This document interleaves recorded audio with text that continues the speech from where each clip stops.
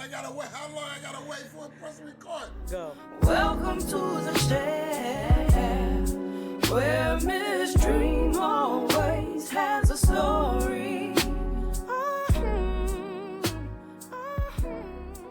I'm Dream, a black woman with many beautiful interconnecting identities.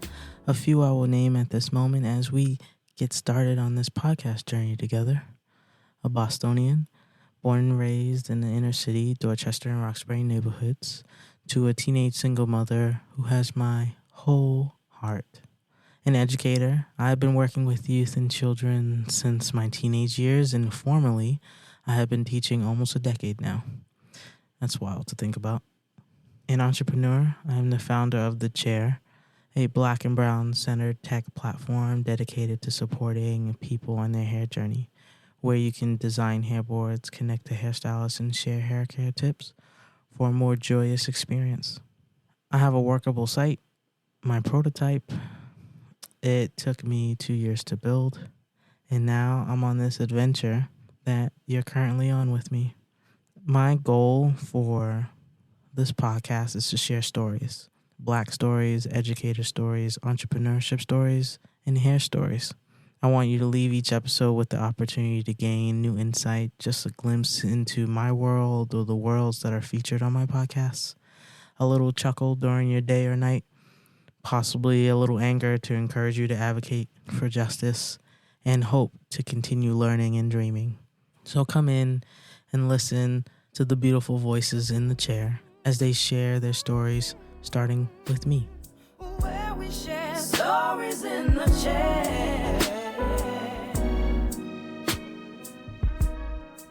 Hello, everyone. This is Farron. Hey, Farron, can you please introduce yourself?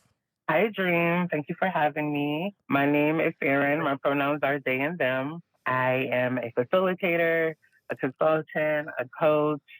I also have this very cute curated box called the Love Box. Yeah, and I have also so many other identities that I hold near and dear to my heart. Farron and I, we met 4 years ago at the Dream, nothing to do with me, the Dream Retreat, where thinking about envisioning Mm-hmm. the building of Mm-hmm. a liberated school Yep. right outside of Philly. And we were put in a group activity together. And I remember us just cackling. That memory of us sitting together just cackling, like I was like, okay, I don't know who this person is, but we are laughing. And for me, I was like, yes, I definitely want to get to know Farron more. That's my memory Mm-hmm. of us meeting. And then since then, we've consulted together, and we've also been on other liberation, self-care focused retreats together. Mm-hmm. And so, Yeah. right, I was like, 4 years doesn't seem so long, but then it seems so long at the same time. Yes. As you were running it back, I was like, oh, yeah, we've been in space for a minute. Yeah. Mm-hmm. And so I asked Farron to be on the podcast because I'm always in awe of Farron. I'm definitely such a fan of all the work that you do, and then how straightforward and clear you are when it comes to the mission of whatever project that we're focused on at the moment. So I'm curious to know, did you always see yourself as becoming an educator? No, I think the answer is more nuanced. The short answer is no. The more complex, the more nuanced answer is I'm not surprised. I don't necessarily identify as an educator in the sense of like I am teaching in front of a room full of kids, which is what I immediately think of. But then when I think of education being this expansive thing, I think so much of my work and so much of my life purpose is education at its core, from being a facilitator and coming in and holding space for people That requires a deep level of education and commitment. To coaching folks requires a level of education. And not education as in its traditional sense, as in I went to school and I'm a scholar, but as in reading books, talking to other people in community, talking to other peers, going to different places and like learning how other people are building movements and gathering community.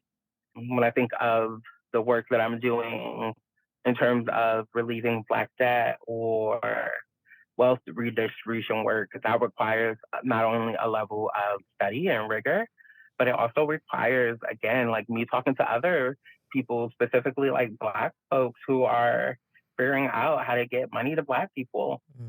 And how did you fall into this space? Like when you think back to your first coaching gig or your first consulting gig or your first facilitation gig, how did this come to be for you?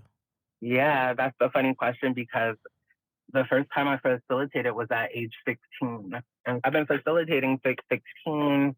It was through this youth camp, and that's where I like had my first bout of political education, if you will, and learned about racism, sexism, classism, and ageism. And at 16, ageism was a really big thing because adults where they know better and know what's best. So that like really stuck with me.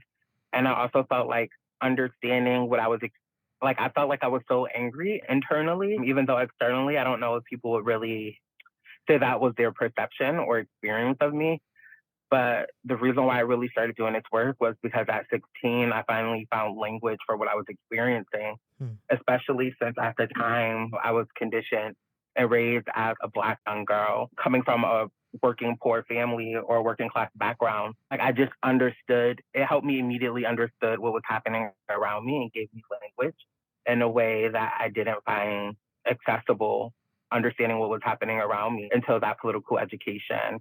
And so from there, I was like, I joke and say like I was the Jehovah Witness and trying to spread the gospel. I was like, okay, we need everyone to know about these systems of oppression. We need everyone to know about ageism, racism, classism, sexism, because the issue is people don't know about it. If we all know about it, we'll all be committed to change. That was like just such a young, naive, baby Farron thought or teenage Farron thought, because in actuality, people often know these systems of oppression but want to keep them in place. Long story long, how I got into this was, age 16, I went to a youth camp, learned about some of the isms, sexism, racism, blah, blah, blah, blah. And it expanded my world and gave me language for what was happening around me. And I just felt like it was my duty to pass that on to other people. And that's kind of how I got into this work. So you as angry Farron, spreading the knowledge of the systems of oppression, you further your education, and what do you study? So I actually heard that question one way, and then I was thinking about it, and then I was like, oh, it could be this way. Can you maybe rephrase it or tell me in another way so I can make sure it's sinking in? Yeah, of course. As you're navigating the world as a teen, you end up going to pursue higher education. What majors did you fall into, or what activities did you fall into that end up highlighting or really honing in on this specific skills or the language that you really wanted for yourself or for your mission? Yeah. So I ended up going to this university. I don't even want to give the university an acknowledgement because these niggas need to pay off my student loan debt. So fuck y'all. They had this very specific major, social thoughts and political economy. It was really, what I like to tell people is that it was a way for me to understand why the world works the way it is and understand why people make the decisions that they make and how that impacts our economy. And I also minored in women's studies. So a lot of my work was understanding Marxism, understanding the critiques of Marxism, and all of these, who we would say are like the people who are often quoted in examining classism, understanding the proletarian class or the working class and the working class struggle. And for me, it wasn't just enough to understand about classism, right? I also sit at the intersection of being Black, fat, queer, I am now trans non-binary, but at the time just identified as a little queer, like lesbo or baby dyke. And so sitting at all of those intersections, classism or learning about Marxist wasn't enough. I also needed to understand why it was so white and felt so lacking. And so, right, I overlaid a lot of that work with gender studies and understanding like Black feminism and like Black framework around like the Combahee River Collective. And so, long story long, going from this first time being at a camp, then going into college, really set me up for understanding this intersection of classism and gender and race in an intersectional way. Where we share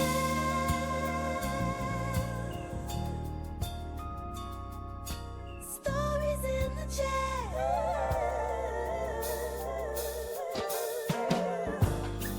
Look, it's my commercial. We will be right back. It's more than just a bad hair day. It's a journey. Finding the right hairstyle isn't easy, nor is finding the right stylist or the right products. Looking in every corner of the web gets messy, overwhelming, and exhausting. All the ads, the articles, the products, the videos, it shouldn't be this hard, but it is. And now, it isn't. The Chair. A black and brown centered platform where you can design hair boards, connect to hairstylists, and share hair care tips for a new, joyful path on your hair journey. Avoid the clutter, save yourself hours, months, and even years of research and poor trial and error. Everything you need and only what you need is in one place. Hair boards made by people like you, for you. Find the right products, the right people, the right answers for you, stress-free. Join the Chair community and make every day a great hair day. When you share your pain, you allow others to help you. And when you share your success, you help others get theirs. Lean on the Chair. We got you. No stress, no strife. In the chair. The chair. The chair. All right. You having all of these frameworks and paradigms just swimming in your mind, right? Like you're going through life and then you're like, I'm gonna be a facilitator. Like I'm gonna be a consultant. Like this is the world I'm gonna be in. Do you have a memory of working with a group of adults that remind you why you choose this work every day when you're having a hard day? At the time when I was in college, I didn't think that I was going to be doing facilitation and consultant work. I thought I was going to work at like some nonprofit that just did political education or something. So I said that to say, like at the time, I didn't realize that I would then be setting myself up to going into business for myself, which feels really important because I think if I did, I would have did my whole undergrad differently. But to answer your question specifically around like, have I had a moment where it was like, oh, this is why I do it? When I was 16 and I just had started, I was going into schools and doing a lot of peer education. And I remember going in and talking about like sex and sexism. So literally talking about sex as in like just the anatomy of the woman's body, what it means to have an orgasm, what does it mean to have safe sex practice, why it's important to have safe sex practices, why it's important to refer to your body parts or at least know the proper terminology for your body part. And then I overlaid that with, again, understanding patriarchy and specifically how Black women suffer explicitly and women of color, even at higher rates than white women.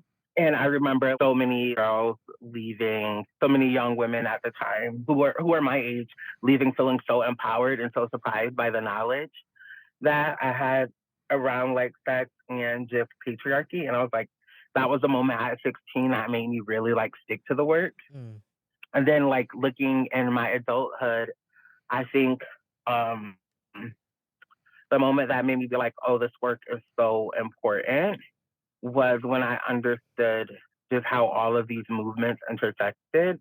So when I first got into this work and I was focusing on gender and I was focusing on race and class, but I then over time found my way in like food justice spaces. And when I understood how food disparities were also impacting Black folks and killing Black folks at a higher rate than white folks, it was just like, to me, food is so sacred, especially as someone who has a grandmother who is immediately from the South and grew up having land and grew up having a big family. It was 14 of them. She then had 8 kids, my father and all of his siblings, growing up and going over there and seeing how deeply community was tied to having food and having like abundance of resource to share. It really, I think, shaped how I was entering social justice or like specifically food justice spaces. Because also, right, my grandmother was a fat, Black, disabled Southern woman from the South and has so much resources to give to people. And so I think one of the moments that really stood out to me in my adult years was understanding how the government is also killing Black folks through our food, which felt like such a sacred and intimate act. And once I had got that knowledge and was like working with other Black folks who understood that, that felt like a moment of like, oh yeah, this is so important.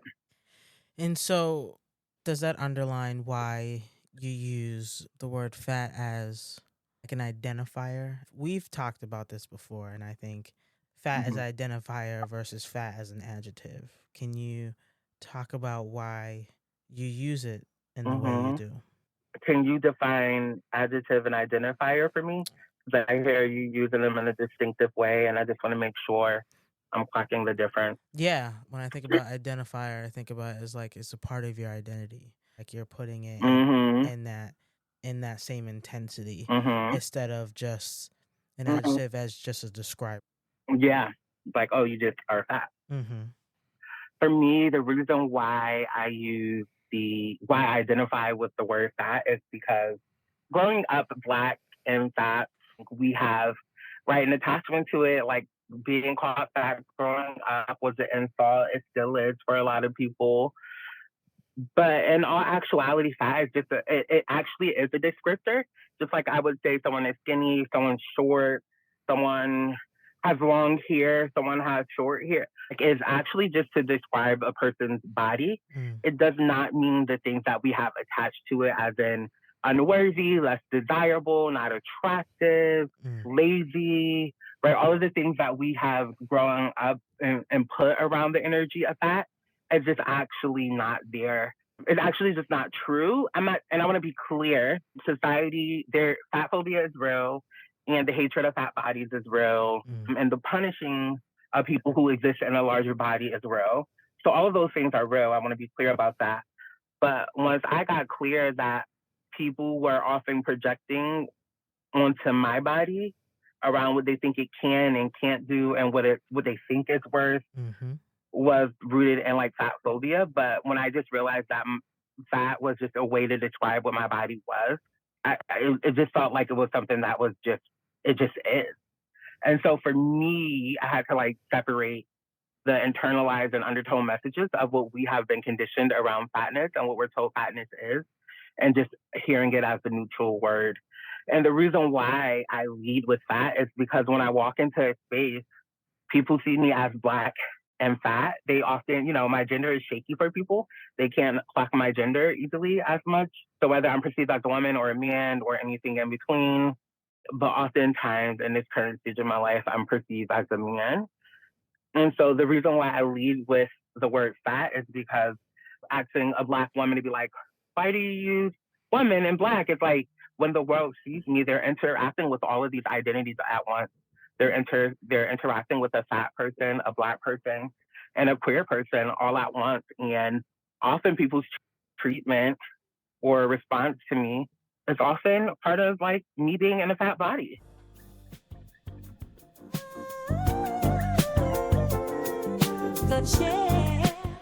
Oh, and if you're interested to learn more about my experiences as a Black woman and educator in Guangzhou, China, I wrote my first ebook, titled Nowhere and Everywhere Captured Emotions of a Beautifully Broken Love Story. It is on lulu.com. Take a read and see some beautiful photography of mine. Enjoy the rest of the show.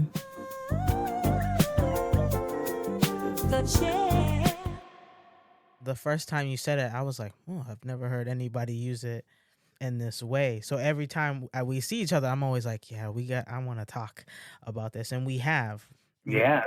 like really Mhm. digging into this conversation and this thought about fatness and taking away the stigma around the word itself. But if you're taking away the stigma, that means that people have to unpack all the other things. If they take that, then they have to take the stigma around what skinny means to them. They have to start to unpack what health actually means. Like, you can be healthy in a bigger body, but if people don't believe that, then that is their problem, not your problem. Correct. Mm-hmm. Correct. Because the other thing is, I think people think of fatness as an indicator of health. Like, well, if you're fat, that means you're unhealthy, which is not necessarily true, right? I mean, there are people who are fat and unhealthy, but there's also skinny people who are skinny and unhealthy. But skinny people are not getting bombarded around, you need to eat better. Oh, I just want you to love yourself. Oh, I want you to start taking better care of yourself. Oftentimes, skinny people are perceived, like, actually, fat phobia just really sets us all up and impacts everyone. Actually, people who are skinny often just drop dead. There's like literally research behind this. And it's because skinny people go getting unscreened for such a long time. Whereas if a fat person is going into the doctor, they're automatically assuming you're healthy and they're screening you more. Fat phobia does a disservice to everyone because, well, the skinny person just dropped dead. And the reason why they dropped dead was because they had high cholesterol, they had blood pressure or heart issues, but it didn't get clocked because they were going to the doctors, and because they were skinny, it was seen that they had a good bill of health, and that actually wasn't the case. And so I say that to say, yeah, there are fat people who are unhealthy, and, you know, no one owes anybody health. And also, if we are just thinking about health in the context of size, then yeah, we're limiting so many possibilities, not understanding people's full pictures. Bodies are different, and just like in other species, bodies are different and look different. And so it's preposterous that we will all walk around with one specific body type. Yeah, absolutely. And so, with all this knowledge that you have, when entering into your field as a facilitator, as a consultant, what do you want people to leave with when you walk out of the workshop that you lead? Yeah, it depends. People usually hire me because they want to talk about racism and figure out racism at their organization. Or, so, you know, I say that to say it depends. The goals that people come up with or what I want people to leave depends on what they want to tackle or what they want to address. I think for me, though, what I really want people to walk away with or examine, regardless of why they signed up to work with me, whether it's coaching, whether it's facilitating around like race, gender, sexuality, or looking at organizational development work, I really want people to question like what is underneath that and like the why. Often I think we make assumptions about why people are in this space or like the identities that people carry in the space. And I want us to start questioning like what have we internalized or what we just believe to be true with that, like we believe it to be so true that we don't even question them as core beliefs. It just is that, for example, if you're fat, you're unhealthy. That's just the truth. That's it. Well, where does that come from? Who told you that? Well, it just is that if you're Black, you're more likely to be violent. Well, who told you that? Where did that come from? Right. So my goal for anybody who I do work with is for you to interrogate the why.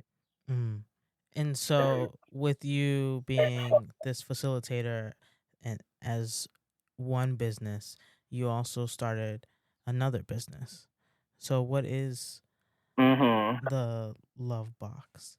Yeah, the Love Box is this curated seasonal box that I create that I usually partner with a BIPOC and or local artist. And the idea is that each box is inspired by a tarot reading. That tarot reading gets sent to artists. they create an art piece. I have no restrictions around it as long as it's shippable to wherever it's going for the people who buy the love box. From there, I'll write out the tarot reading that I pulled for the card, and I'll like curate some other goodies into it. So if it's something around heart medicine, or if it's around lung medicine, or if it's around like self-love and like creating a beautiful salt blend for people to do bath soap, the possibilities are endless of what's inside the box, but it's often usually an art piece, a tarot reading, 2 to 3 other goods that are put in to help support the wholeness and well-being of the person receiving the love box. That sounds beautiful. It's like you will educate somebody in a workshop and then also feed their heart at night. Farron, thank you so much for sitting in the chair and sharing your stories. I am absolutely thankful for you coming onto the podcast. Thank you for having me. It's been an honor and a pleasure. And I'm so excited about this beautiful podcast that you're building out with such intention and care. Oh, thank you so much. Welcome to the chair, where Miss Dream always has a story.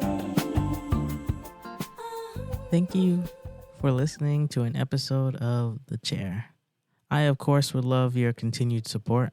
Let me know what you think of this episode by doing all the things. Subscribe, comment, and come back next week, every week. Enjoy the rest of your beautiful day. Or if you are like me, enjoy that moonlight and that one star under all your city lights. Love you. Talk to you later. The chair. How long I gotta wait for a press record? Go. We support her. Shit. Do your... Welcome to the chair, where Miss Dream always has a story.